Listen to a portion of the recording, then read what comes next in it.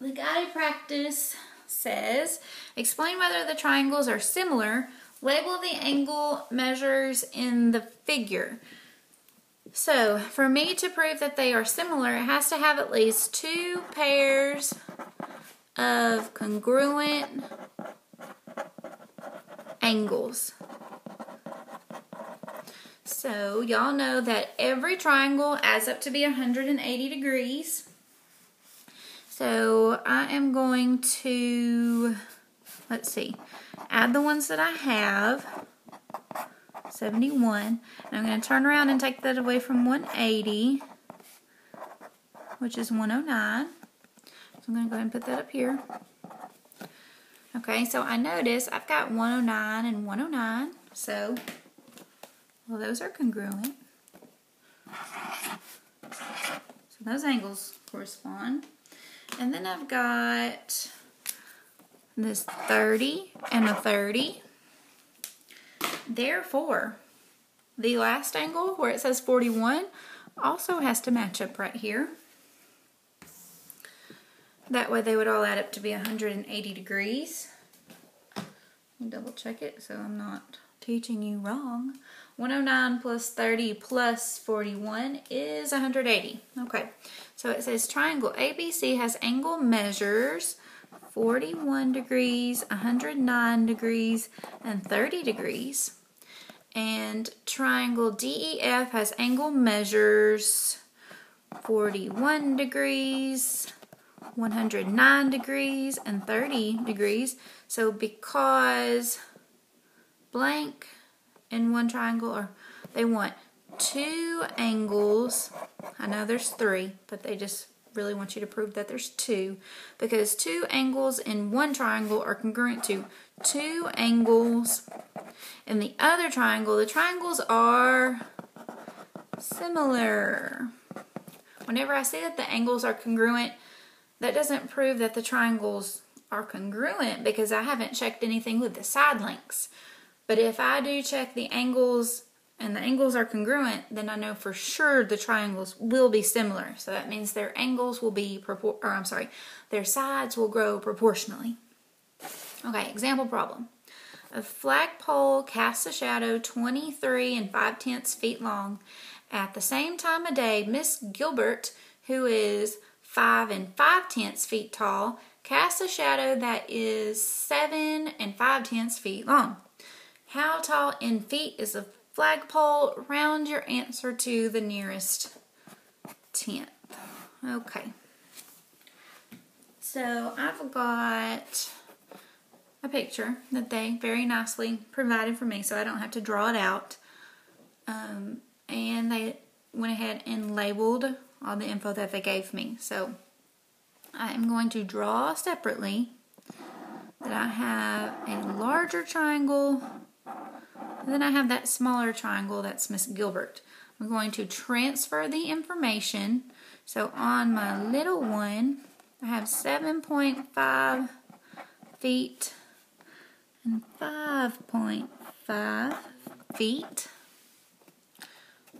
On the larger one, I do not know the height. So here's the trickiest part of these problems for 8th graders. Whenever they put this base number on there, if it hasn't already been combined, they tend to grab this one. But if you look at it, that 16 is not showing me like this bar that goes all the way across. So they actually just labeled this segment. And that doesn't make a triangle, that actually makes a trapezoid. So in the information, it told me the flagpole, which is going to be taller than Miss Gilbert, casts a shadow that's 23 5/10 feet long. So if I do that 16 plus the 7.5, that's going to give me the 23.5 that I need to transfer to this base number. So that's where y'all need to be careful whenever you work by yourself in a little bit. Okay, so once I've got my triangles like this, I'm going to label that I have a small and a large, just to help me set up my proportion. So I'm going to set it up over here. small over large, blank equals blank. I want to start with the part that's filled in. They both have a base number. So the beginning is going to be about base, and then over here will be about the height information. So as long as you label it, I need to go find my small base, 7.5. My large base was 23.5. My small height was Miss Gilbert, 5.5. My large height of my flagpole is the missing piece, okay? So they wanted me to round my answer to the nearest tenth. So I'm going to cross multiply the numbers that were diagonal. 23.5 times 5.5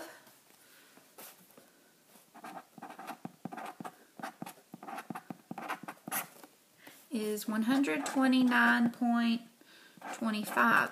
Then I'm going to divide by that leftover number.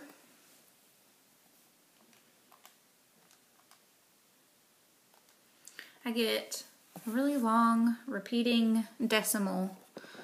And repeaters are rational, right? 17.2333. They said round it to the nearest tenth. So I'm going to look at the number in the tenths and the one that's behind it to decide, is it going to stay a 2 or do I need to bump it up? Behind it there was a 3, which is pretty small, so I'm going to get to keep the 2. It does not need to bump up. 17.2 feet. Okay, number 3, last one on the guided practice. Two transversals intersect two parallel lines as shown.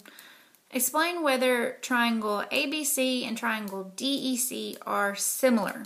Okay, so I'm wanting to prove if it's similar, that means they have at least two pairs of congruent angles. So let's see what they're starting me with. Angle BAC, I'm just going to put a dot in it, dot, and EDC, dot, are blank since they are blank. Okay, now I've got parallel lines and I've got two transversals. So right now, ignore the one that's going slanted this way and just focus on this one from A to D. Focus on that transversal. Notice that my dots, those two angles that they just first listed out for me, are inside the parallel line, so that means interior, inside. And notice that they are on different sides of that transversal AD. So since they are inside the parallel lines and on different sides of the transversal, that means that they are alternate interior. This is acute and acute, so therefore they are congruent. Okay, so remember my goal was to prove that these triangles are similar, so they had to have two pairs of congruent angles, and so far we've proved one are congruent because, or one pair is congruent because their alternate interior angles are congruent. Now let's see what it says next. Angle ABC, which is here, and angle DEC, which is here, are blank since they are blank. Now I'm focusing on this other transversal. The orange dots that I put in those angles are still inside the parallel lines, so they're going to be interior angles, and they are on alternating sides of this transversal. This one's to the left of it, and this one's to the right of it. So again, they are congruent since they are alternate interior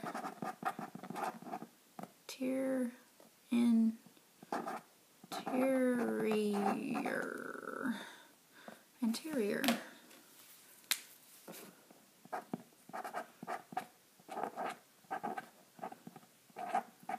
angles. Okay, so by blank, triangle ABC and triangle DEC are blank. So this is called angle, angle, similarity. I say angle 2 times because I just proved that there's 2 pairs of congruent angle, angle, angle, similarity. These triangles are similar.